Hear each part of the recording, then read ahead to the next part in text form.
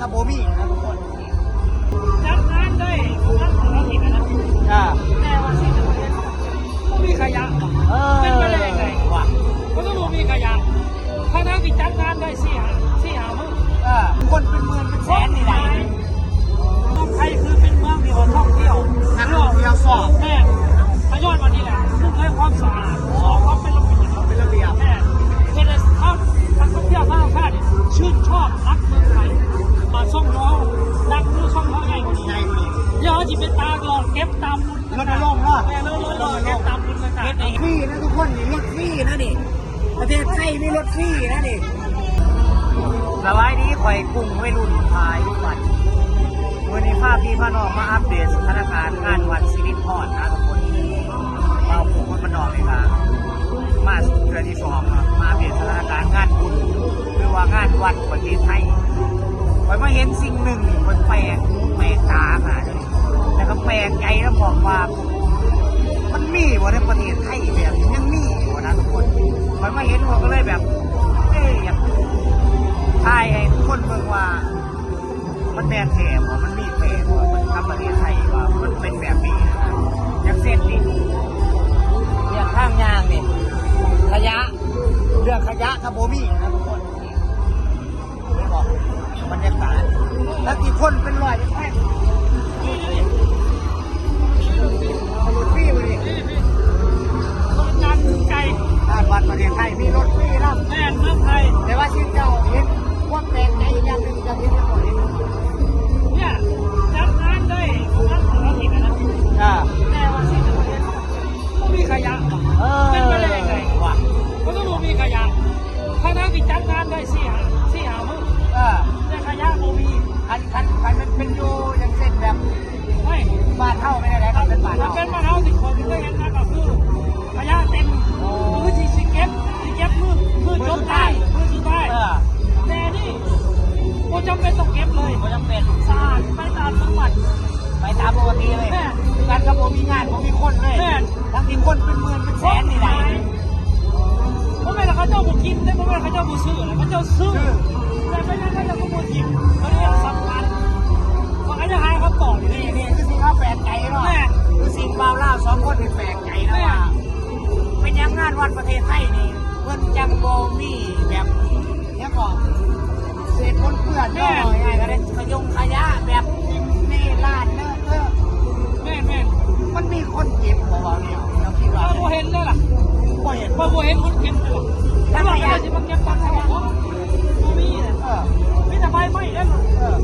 แล้วมาขยะทุกจานพลาสติกภาษาไทยกับพลาสติกที่เขาเจ้าใส่ข้าวเผาใส่ของกินมันไม่อยู่ใส่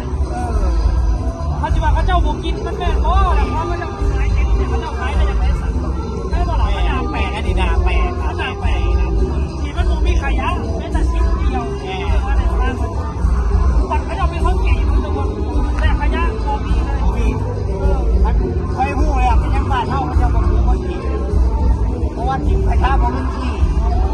นี่ไม่คิดได้อาจจะเป็นไปได้เนาะถ้าจำมันเป็นระเบียบเนี่ยในพวกนี้เราเนี่ย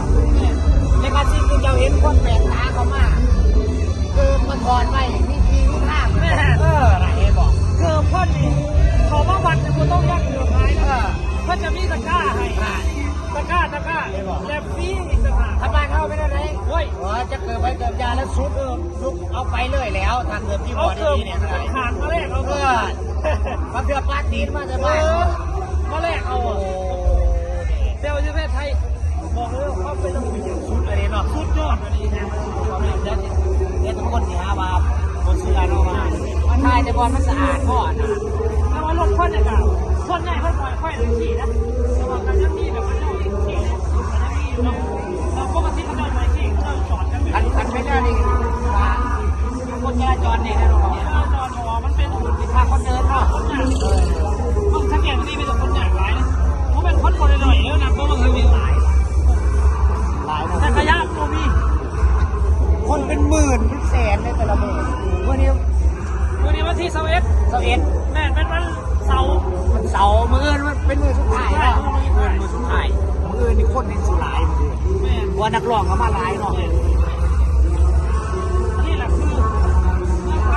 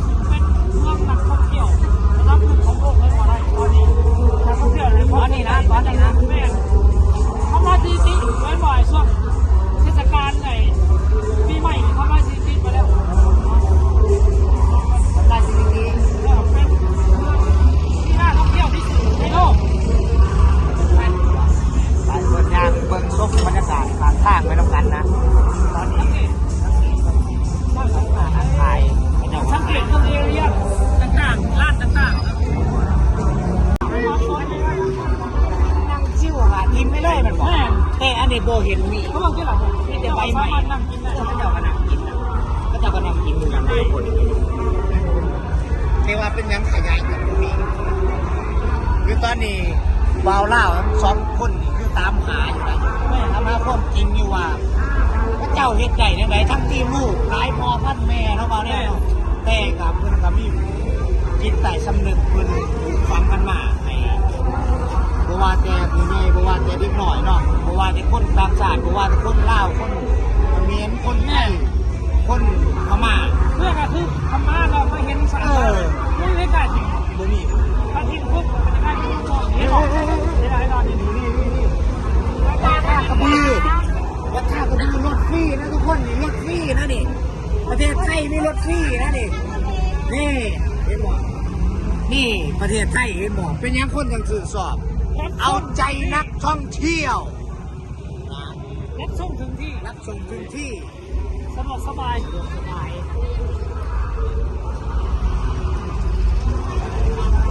หลายว่าจริงๆมันเป็นจุดที่มัน ได้ว่ากันยาบอกเห็นเขาบอกเลย แต่คนมาอย่างมาบอกว่ามี สร้างหาทางขยะอยู่เลยว่า ธรรมะนั่นจะมีนี่นี่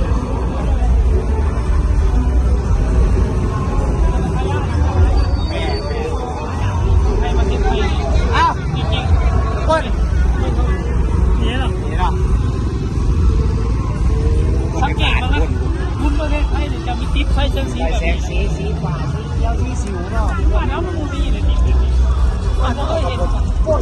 ผมก็เห็น กูเห็นยิ่งใหญ่อลังการแบบนี้นะเอาง่ายๆนะ ทุกว่างานใหญ่ผมเห็นติ๊บไฟเห็นแต่ได้เปื่อยพวกดนตรีหรอก วงดนตรี แต่ว่าเรื่องว่า แม่วันกับผมมีตัวนี้อันนี้แม่ อันนี้มันหนาแปลกกาผู้ได้กินเห็นอย่างไรลองคอมเมนต์เข้ามาเลย แม่ นอกแซ่ประสบการณ์ แช่ประสบการณ์แหลกวัฒนธรรมกันว่าบ้านทุกข่อยเป็นแนวนี้บ้านทุกเจ้าเป็นแนวนี้มันเป็นปกติหรือว่าบ่าวเล่าวนี่แบบตื่นตาตื่นใจบ่เพราะว่าข่อยกับคนบ้านนอกเนาะมันก็สิอาจจะบ่เคยเห็นแหละเอ้าคลิปนี้นี่ก็จบไปเพียงเท่านี้เนาะมาแล้วเนาะก็พามาเบิ่งความสะอาดในงานบุญงานวัดทั้งที่คนเป็นร้อยเป็นหมื่นเป็นแสนแต่ละมื้อเปิดเบิดมือเบิดเว้นฮอดตี 2 ตี 3แต่ว่าขยะบ่มี ไม่ขยะ ไร้ขยะเลยนี่แหละคือสิ่งที่คอยแปลกใจคอยมาตามหาอยู่ตอนนี้ว่าก็เจ้าเฮ็ดได้แนวใดนะยินดีพี่นี่ครับมันมาพิษพลาดประการใดไปกับขอโทษขออภัยไปเนาะมาแน่เนาะยินดีพี่นี่กับขอกล่าวคำว่าสบายดีสวัสดีครับ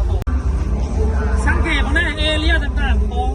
ลาดพระเจ้านาราพระเจ้าเห็นบอกมันจะมีความสะอาดอย่างบ่เคยมีขยะนี่มันเป็นเรื่องที่ดีเลยและประเทศไทยนี่สุดยอดเลยฝรั่งมาเห็นกันอย่างตรงว่าวีนิกูด ก็พลังมันอีกแม่มีแต่รถมีฐานะเราบอก แม่ เนาะ มีคนที่ถนัดจะเขา ยังที่เขามาได้เนาะ แต่ระดับนี้ออกหมดแล้วเขามาได้ชัด อันนี้คอยสองคนบริบุรีกันเจ้านั้นคนเดียวว่า เขาเป็นจริงเขาเป็นจริง เป็นจริงเรียกมาแบบจริงๆมันเป็นท่าคนยางอะนะมันควรสิบมีรถแล่นอะนะแล้วบ้านพวกนี้เป็นท่าคนยางนี่รถสิบมีนะรถโบแลนไหน ด้านบนก็จะ แล่ แน่ นแน่ทุกคน ด้านบนก็จะแน่ แต่ว่าอยู่นี่มีรถแล่นตามกลาง อาจจะ วัด เป็นพวกใครเขาเจ้าเนี่ยก็เลยแบบเนี่ย แบบเป็นคณะกรรมการอย่างนี้เนาะ สุดยอดแล้วว่าประเทศไทย หลอดเนาะ ทำทุกอย่างได้ดีได้ถึงแล้วเจ้าหูบอกว่า คนอยู่ในนี่นะมันต้องมีแค่คนไทยเนี่ยเพราะว่าเขตนี่มันเป็นเขตในติดต่อกันเนาะแล้วก็ปฐมต่อกับปฐมแบง แม่แล้วครับสมุทรสาคร สมมติแล้วบอกเลยว่าเขตนี่แรงงานต่างด้าวหลาย หลาย ที่สุด สุดในประเทศไทย แม่แต่เป็นอย่างว่าสถานที่ในวัดคือยังมีความเป็นระเบียบ คือยังมีคนสา นี่แหละมันตามไป อันนี้ว่ามีคนต่างชาติคนทั้งอื่นมาเป็นบอก แม่ จริงๆนี่มันจริงจังใจเลยตั้งใจ แม่ มันเนาะ แม่ แต่อันนี้คอยคิดว่าเขาคงอาจจะเห็นคนเห็น นี่แหละ ให้เป็นตัวอย่างหรือว่าเขาเมืองตาดิวอะนะบ้านเนี่ยมาดิวตาตาม นี่แหละนี่แหละ นี่แหละความ คือบอกเลยว่าเมืองไทยนี่แหละขาไทยมากมันต้องทำตามก็คือแบบเขาไม่ได้บังคับเจ้าหรอกแต่ว่าเจ้าจะบอกกล้าทิมมาทุกปัดเพราะยังเพราะคนอื่นเขาโบทิม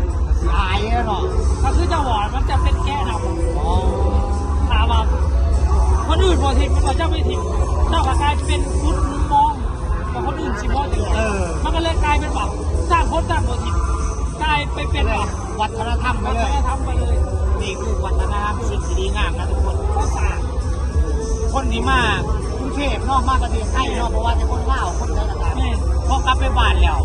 มันจะมีเกิดความเคย นี่ ชิน เกิดความเคยชิน ที่ว่าอยากกินนะทุกคนว่ากินแล้วก็สิเก็บมาระหว่างเนี่ย เคยคิดนะถามมือหนึ่งแล้วถามว่าช่องเขา